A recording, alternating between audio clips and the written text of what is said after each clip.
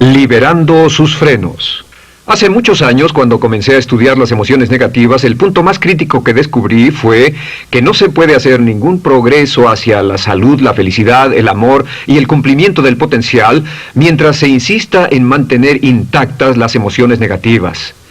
Y lo único bueno de las emociones negativas, si es que tienen algo de bueno, es que las emociones negativas no son permanentes. Lo dice hasta Sigmund Freud, no hay un lugar permanente para las emociones negativas en el subconsciente. En otras palabras, son visitantes indeseados. Son hábitos negativos o patrones de respuesta negativos que pueden eliminarse, y el punto inicial para eliminarlos es entender de dónde vinieron y entender cuáles fueron los factores causales, volviendo a la niñez temprana, que desencadenó el desarrollo de las emociones negativas y nos han dado como adultos una predisposición a ser negativos de una u otra forma.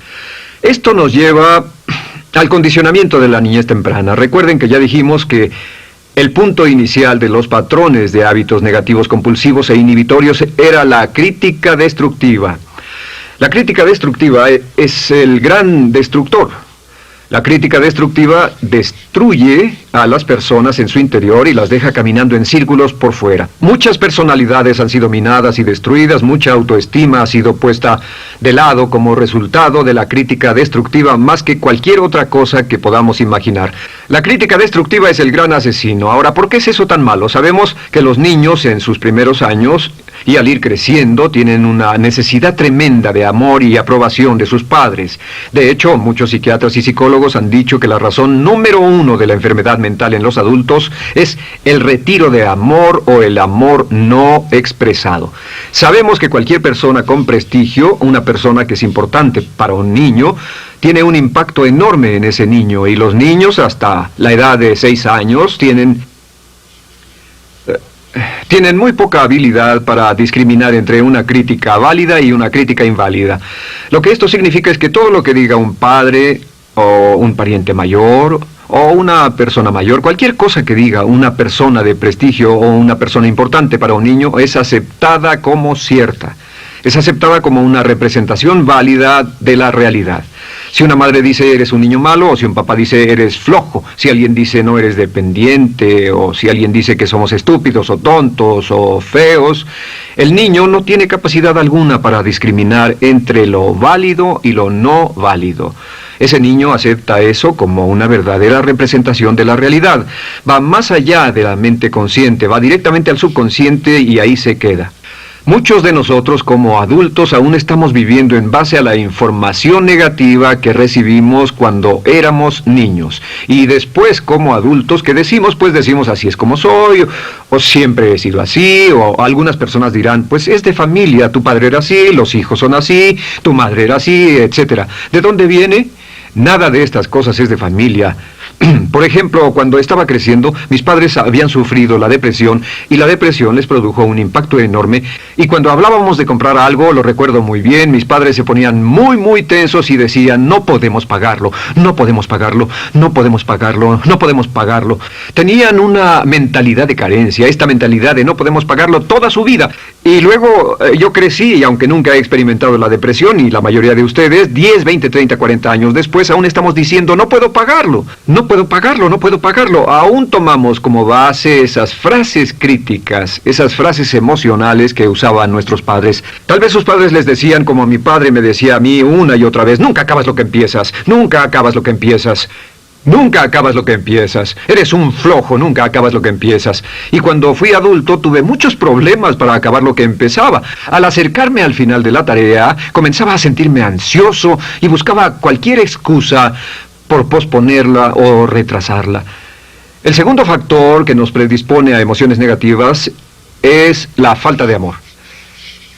Sabemos que las personalidades de los niños se desarrollan al grado en que reciben una alta calidad y una alta cantidad de amor de sus padres. Existe una relación de 1 a 1 entre la cantidad de amor, la calidad de amor y una personalidad sana. Ese amor negado o la privación de amor es la causa clave de la infelicidad, la negatividad y la enfermedad mental en los adultos. Para que un niño se sienta realmente amado, el niño debe tener padres con buenos conceptos, y la mayoría de nosotros tuvimos padres que fueron víctimas de sus padres, que a su vez fueron víctimas de sus padres. Un escritor famoso dice que todo el mundo es víctima de una víctima. Todos son víctimas de víctimas. Nuestros padres quisieron criarnos de la mejor forma posible, pero ellos mismos fueron víctimas de víctimas.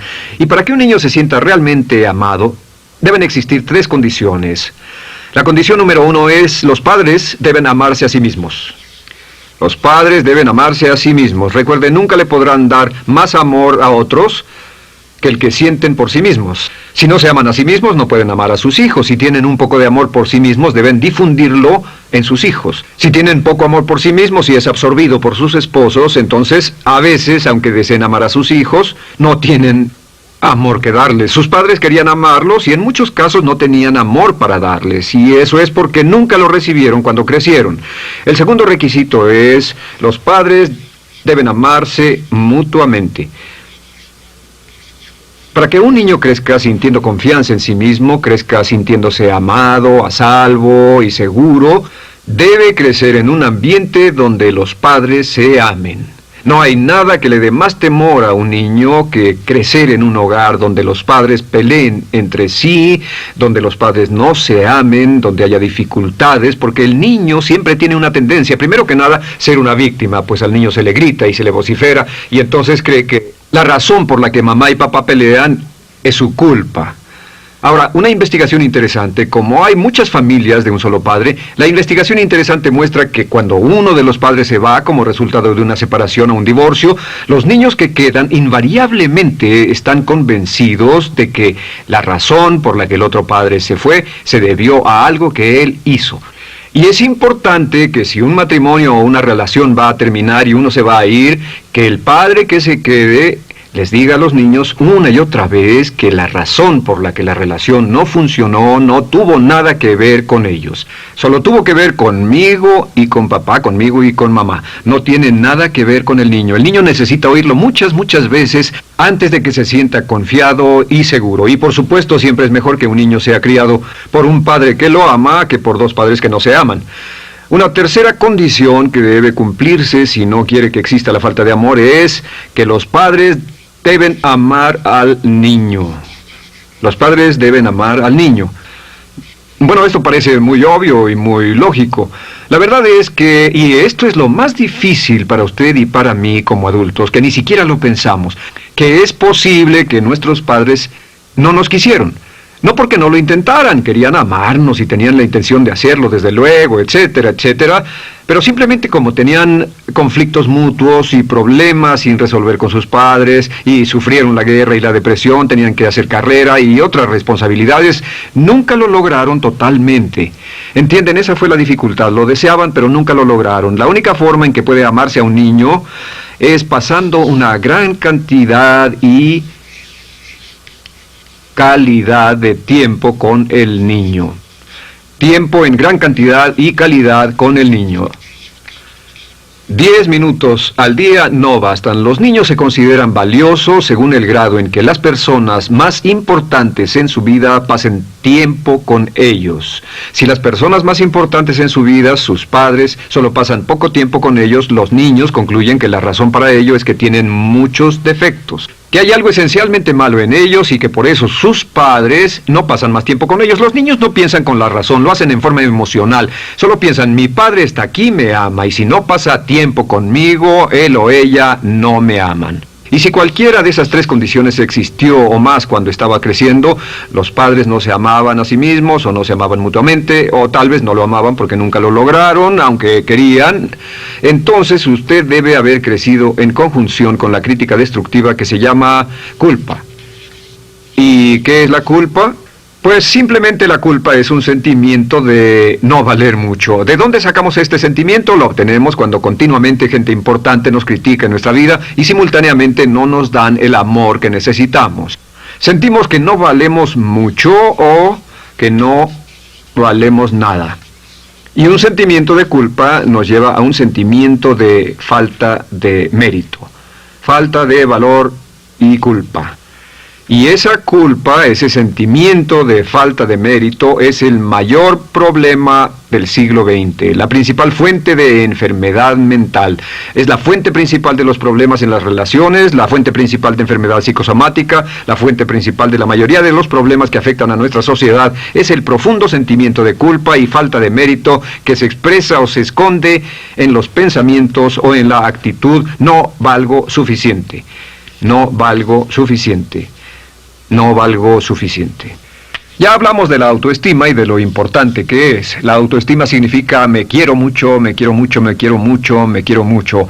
Las personas que han sido criadas con críticas destructivas durante su vida no solo no se agradan a sí mismas, no sienten que sean lo bastante buenas para nadie, y en muchos casos están llenos de odio por sí mismos. Se odian a sí mismos, se autocondenan o se detestan. Y verán que esto sale en sus conversaciones y sale en sus relaciones con otras personas. Las personas que no se quieren a sí mismas, aunque quieran tener buenas relaciones, simplemente no son capaces de ello. Las personas que piensan que no son buenas para nada siempre lo hacen aflorar, siempre será un problema. Ahora, ¿cuál es la razón principal de la culpa? ¿De dónde viene la culpa? La culpa viene de 3 fuentes negativas: padres negativos, influencias negativas o religión negativa. Una de las 3. Cualquiera de estas 3 usa la culpa. De la culpa se valen y aprovechan, en especial los padres y las organizaciones religiosas, por 2 razones. Una es el castigo. La culpa se usa para castigarnos. Cuando estamos creciendo, el castigar es la forma más fácil de hacer que uno se sienta mal. Nuestros padres nos hacen sentir mal castigándonos físicamente o sermoneándonos o regañándonos. Y el castigo es una forma muy eficaz de irnos conformando o de conseguir que hagamos lo que los demás quieren. La segunda razón por la que se usa la culpa cuando se practica en forma consciente, y algunas organizaciones la practican así, es para tener más control emocional en especial, porque se puede controlar a una persona emocionalmente con culpa y manipular su comportamiento. Hay muchas organizaciones que usan la culpa como una herramienta de control y manipulación. Si puede controlar a las personas con suficiente fuerza y en forma emocional, puede conseguir su dinero, puede conseguir su tiempo, puede conseguir su compromiso, demandar sus recursos, etc. Muchas organizaciones usan la culpa para aplicar un castigo. Muchas organizaciones de caridad que se anuncian por televisión, en especial las de causas benéficas que involucran a niños o a personas incapacitadas, usan un sentimiento de culpa. A usted le va tan bien que debe sentirse culpable por estas personas que sufren. O envíenos algo de dinero y eso se encargará de su culpa por un momento hasta que lo incluyamos en nuestra lista de correo, etc. Y la culpa es un estándar. ¿Por qué se usa tan comúnmente? Pues primero que nada porque casi todos nosotros la tenemos en mayor o menor grado, y número 2, es fácil. La culpa es fácil. ¿Por qué nuestros padres la usan con nosotros? ¿Por qué nuestras madres la usan con nosotros? Nuestras madres pueden controlarnos con la culpa en un cuarto repleto. Nuestra madre puede controlarnos a miles de kilómetros por teléfono. Los padres usan la culpa en sus hijos porque sus padres usaban la culpa en ellos y así sucesivamente. Es lo más fácil, no existe un esfuerzo físico. Puede hacerse con una mirada o de reojo o una palabra. Ya sabe que las personas siempre buscan lo más fácil. Esté alerta. Ustedes han sido criados en un ambiente donde se les ha hecho sentir culpa y casi todos lo vivimos. Debemos entender que la culpa es como una letrina o bacterias emocionales negativas que se colocan en la raíz de su psique o su subconsciente y activan todas las demás emociones negativas: furia, odio, envidia, resentimiento, frustración y duda, temor, etcétera. Las crea y las activa a todas, y la forma para en realidad deshacerse del centro es exorcizarlo, extirparlo. Y es lo que vamos a hacer el resto de esta sesión. Primero, ¿cómo podemos saber si nos criaron con sentimientos de culpa? Bien, a esto le llamamos la manifestación adulta de la culpa. Manifestación adulta de la culpa. ¿Puede saber, probándose a sí mismo, cuánto de esto tiene? Número 1, la manifestación adulta de la culpa es que tiene sentimientos de inferioridad, sentimientos de inadaptabilidad y de no merecer las cosas. No siente que merezca que le pasen cosas buenas. Si una persona ha sido criada con crítica destructiva y se le hace sentir culpa, entonces cuando logra éxito, aún con un tremendo esfuerzo, tiene una tendencia terrible de sentir que no se lo merece. A esto se le llama, por cierto, temor al éxito. El temor al éxito es solo otra forma de decir que la persona que ha estado condicionada a pensar de sí misma como poco valiosa o no lo bastante buena, se siente muy incómoda cuando experimenta el éxito. Se siente muy tensa y a disgusto. Realmente si sienten demasiada tensión, comienzan a aspirar cocaína, a beber demasiado alcohol, se enredarán en comportamientos autodestructivos, tendrán una sensación tremenda de ansiedad, como si alguien fuera a descubrir algo de ellos. Hay un libro en la librería que dice, si me está yendo tan bien, ¿por qué me siento como un impostor? Tienen el llamado síndrome del impostor. ¿Alguna vez ha tenido éxito en algo y la gente ha ido a usted a decirle, vaya, hiciste un excelente trabajo, o eso es maravilloso, aunque haya sido muy duro para usted, y sintió que los demás iban a descubrir, siente como que, es decir, que iban a descubrir que realmente no es bueno, que solo fue un fraude, solo un accidente, y por supuesto es lo que dice, fue coincidencia, fue un accidente, la verdad, no sé ni cómo lo hice. Hacen todo lo posible por huir de ese sentimiento de inferioridad y de no merecer las cosas. Estén muy alertas. La segunda manifestación adulta de la culpa es la autocrítica destructiva. Hay una línea de un gran poeta que dice, aquellos a quienes se les hace mal, hacen mal a su vez. Los niños a muy temprana edad, a veces a la edad de 2 o 3 años, comienzan a menospreciarse, se desgarran, hasta se golpean y se castigan físicamente si se les critica demasiado. Siempre dicen el equivalente de no valgo suficiente o no soy muy bueno, y se castigan a sí mismos. Y la crítica destructiva es un síntoma real de un sentimiento escondido de culpa e insuficiencia. El número 3 es que fácilmente manipuladas por la culpa, las personas pueden jalar sus cordones de culpa en forma muy simple. Realmente vemos que existen 2 tipos de personas en el mundo, los lanzadores de culpa y los receptores de culpa. Invariablemente, estas personas se atraen mutuamente. Y por supuesto el lanzador de culpa es la persona que se identifica con el padre que lanzó la culpa y el receptor es la persona que se identifica con el que atrapó la culpa. Pero los lanzadores y los receptores de culpa se unen, se equilibran perfectamente, se establecen y forman una nueva generación de lanzadores y receptores de culpa. Podemos decir que usted es fácilmente manipulado por la culpa, porque ha estado muy bien condicionado. Su jefe puede tirar de su cordón de culpa, una persona en un autobús puede tirar de su cordón de culpa, una sobrecargo puede tirar de su cordón de culpa. Esté muy alerta a esto. La cuarta manifestación de culpa es que usted la usa. Usa la culpa y culpa a otro generosamente. ¿Por qué? Pues si ha funcionado en usted, la hará funcionar en ellos. Le parecerá que es un intercambio, un trato muy justo. Usa la culpa y la culpabilidad y se convierte en la base de sus relaciones con los demás. Cuando algo sale mal, les echa la culpa a ellos. Algo sale mal, culpa a alguien más. En cuanto hay un problema, busca a quién culpar. Un experimento muy interesante con la cámara escondida hace algunos años, fue que hicieron una plancha de hielo y la pusieron en la acera sin que nadie los viera. No hacía mucho frío, pero lo hicieron y observaron cómo reaccionaban las personas cuando pasaban por ahí, cuando caminaban por ahí, llegaban a esa plancha de hielo, se desequilibraban y se resbalaban, y lo primero que hacían era observar a la persona más cercana a ellos, enojados, verdaderamente furiosos. En otras palabras, buscaban a quién culpar. Y si no había nadie cerca de donde habían caído, se levantaban otra vez, miraban a su alrededor, no había nadie, y entonces pateaban el piso, pateaban con fuerza y se iban. Nuestra tendencia natural cuando algo sale mal es buscar a alguien o algo a quien culpar, en especial si nos criaron con una culpa continua. Y la quinta manifestación es lo que llamamos lenguaje víctima. Ahora recuerden que hablamos sobre la ley de concentración. Dice, lo que siembras cosecharás.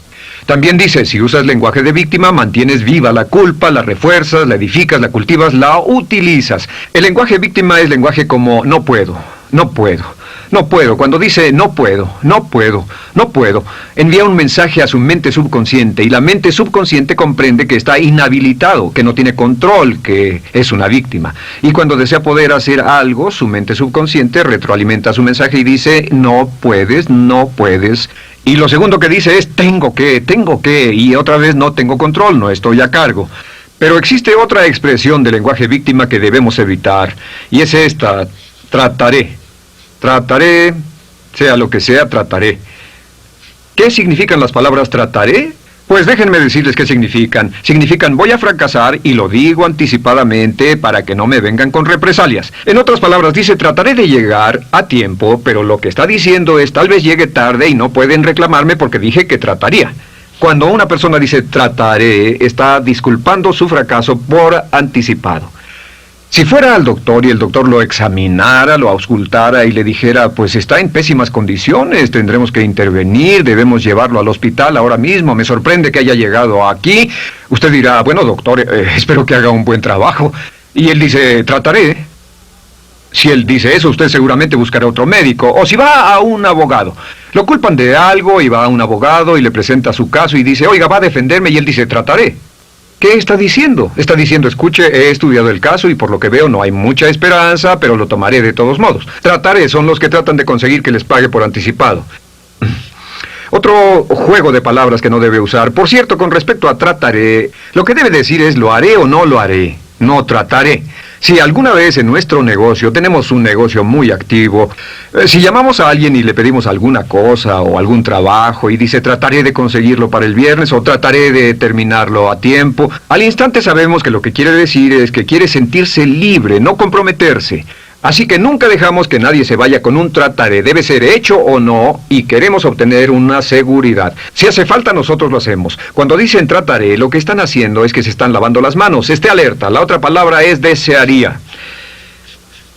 Dicen que un deseo es una esperanza o una meta sin energía detrás.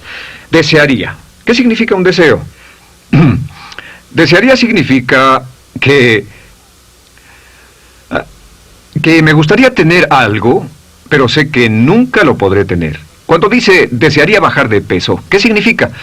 Las palabras no dichas son, pero sé que no puedo.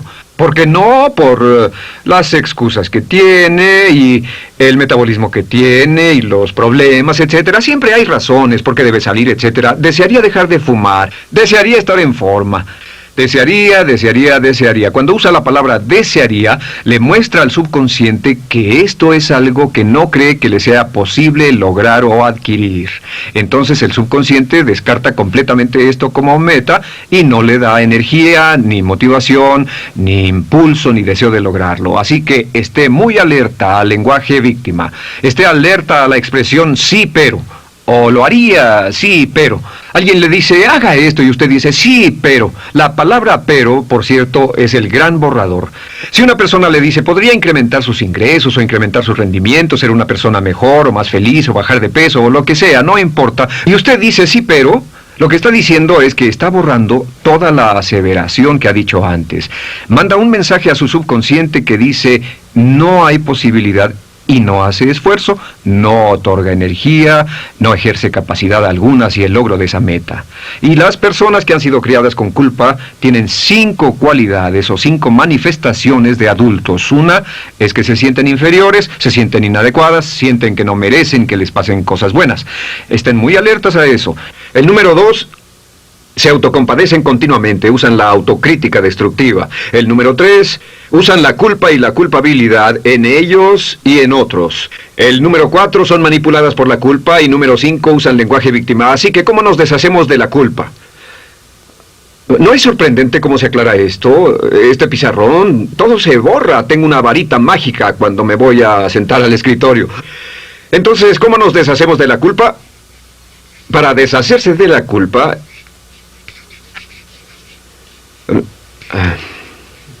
este es el proceso. Tiene algunos pasos importantes. Número 1, el primero de la lista, elimine la autocrítica. Elimine la crítica autodestructiva. En otras palabras, nunca diga nada destructivamente crítico de usted mismo. No lo diga. Esta es la regla básica. El subconsciente acepta lo que diga usted como cierto, como un mandato. Así que no diga nada de sí mismo que no desee sinceramente que sea cierto. No diga estoy cansado, estoy gordo. No diga no puedo o debo. No diga nada a menos que quiera que sea cierto. Las palabras que van después de la palabra yo son las palabras que su subconsciente registra como mandatos, excepto cuando dice yo desearía o lo intentaré. Así que elimine la crítica destructiva. Siempre hable en términos positivos sobre usted. Me gusta mi persona, puedo hacerlo, lo haré, escogí hacerlo, pero nunca diga no puedo.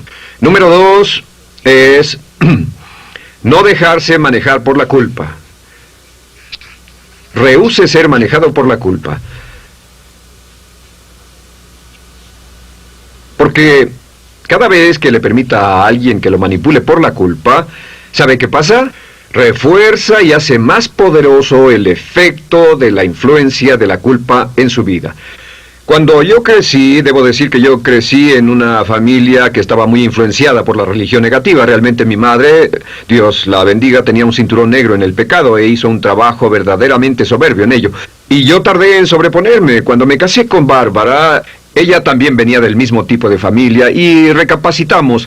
Hay una hermosa respuesta cuando uno de los dos caía de nuevo en los viejos patrones. Decía, no tratas de hacerme sentir culpable, ¿o sí? No tratas de hacerme sentir culpable, ¿o sí? Solo diga, no tratas de hacerme sentir culpable, ¿o sí? Y no deje que las personas lo manipulen usando la culpa. El número 3, no use la culpa o la culpabilidad y anuncie que no va a usarla. No la use en otras personas y permita que sus hijos o su cónyuge digan lo mismo. No tratas de hacerme sentir culpable, ¿o sí? Repítalo una y otra vez. Y si la otra persona le dice, eso es lo que trato, contéstele, no va a funcionar. Y no funcionará. Es que la culpa solo funciona mientras usted no sepa que está siendo usada en usted. El número 4 es lo que llamamos la ley del perdón. Es la más importante de todas. Realmente es el centro, es el meollo de toda esta sesión. La ley del perdón simplemente dice que usted está sano mentalmente hasta el grado en que pueda perdonar libremente y olvidar las ofensas. Que su habilidad para perdonar a los demás es la clave que determina su felicidad y su éxito en la vida. Su habilidad para perdonar a los demás es la única forma de eliminar la culpa. Su disponibilidad para perdonar a los demás y olvidar ofensas es el determinante más importante de si usted está o no totalmente integrado y es un adulto que funciona como ser humano. Porque la tendencia de culpar y de guardar rencores es una tendencia patológica infantil que la poseen todas las personas que están enfermas mentalmente. La habilidad para olvidar, para perdonar libremente, es la marca del ser humano realmente iluminado. Ahora, acepte eso como real. Hay 4 personas a las que debe perdonar. Número 1, perdone a sus padres. Perdone a sus padres por todo lo que le hayan hecho para herirlo. La mayoría de nuestras investigaciones muestran que casi todos nuestros problemas como adultos se remontan a no estar dispuestos o no poder perdonar a nuestros padres por algo que hicieron que nos hirió. Perdónelos un 100%, escríbales, llámeles por teléfono, dígales, o cuando menos perdónelos en su corazón, pero perdone a sus padres. Número 2, perdone a los otros. Perdone a todos los demás. Perdone a todos los que lo hayan herido de algún modo, por cualquier cosa, y déjelo así. Ahora, hay muchos que dicen no puedo perdonar a esa persona por lo terrible que me hizo. Pero recuerde esto, el perdón es perfectamente egoísta. El perdón no tiene nada que ver con la otra persona, solo tiene que ver con su paz mental y con su propia integridad mental. Número 3, perdónese a sí mismo. Perdónese por todas las cosas débiles, tontas, insensatas y estúpidas que haya hecho, porque todas las personas han hecho cosas tontas, insensatas, estúpidas y ridículas, pero perdónese en un 100%. Y finalmente, la última parte de esto, si ha hecho algo que hirió a alguna persona, vaya a disculparse. Es sorprendente el hecho de vidas que se arruinan año tras año por personas que no tienen la fortaleza intestinal, las agallas y el valor para decir lo lamento. Una de las cosas más importantes es desarrollar carácter hasta el grado en el cual hacemos las cosas que son muy difíciles para nosotros, hasta el grado en el cual hacemos las cosas que sabemos que están bien, aunque sean difíciles, en especial cuando son difíciles emocionalmente. Y la clave para deshacerse de la culpa, la clave para ser una persona total y completamente positiva, es perdonar a los demás. Perdone a las personas con quienes ha sostenido una relación. Perdone a sus jefes anteriores.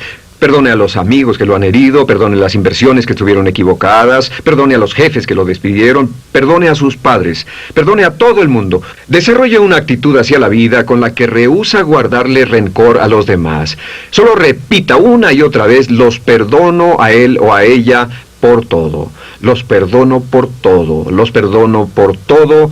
Y eso es todo. La clave para librarse de las emociones negativas es rehusarse totalmente a continuar con cualquier situación negativa. No olvide que es un acto muy egoísta, y será tan egoísta como usted quiera. El acto del perdón lo libera y libera a la otra persona y le garantiza que se moverá rápidamente hacia el cumplimiento de su potencial. Para tener éxito, una mujer debe ser